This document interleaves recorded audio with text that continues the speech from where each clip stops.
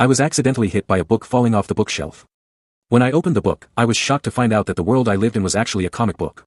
According to the plot in the book, 10 minutes later, campus heartthrob would approach me under the arrangement of a certain woman. Then I would neglect my studies because I fell in love with him.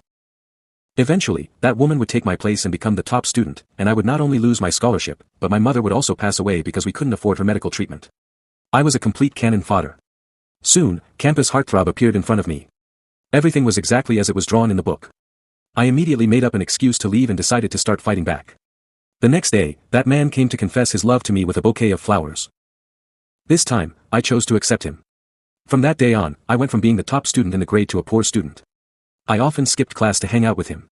A month later, the woman who was second in the grade thought I had completely fallen into decadence. But when the monthly exam results were announced, I was still the top student in the grade. She was so angry that she left the classroom on the spot. That night, the man saw me still studying. He directly snatched my book and demanded that I accompany him. I lied and said I also wanted to accompany him, but my mother was still in the ICU. I had to study hard to get the scholarship. In order to stop me from studying, the man offered to bear all the medical expenses, which was exactly what I wanted. Soon, the second mock exam was over. This time, that woman finally became the top student in the grade, and I ended up at the bottom of the rankings, but she still asked the man to pester me, wanting to completely break me down.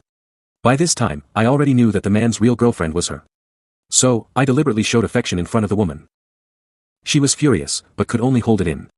Soon, the results of the fate-determining exam were announced. That woman successfully got the first place. She thought she had completely won against me, but she didn't expect that what she lost was her own boyfriend. That man had already fallen in love with me, and this first place was just something I gave her. Soon after, a professor from a top university came to the school and gave me a recommended admission quota. Everyone was shocked.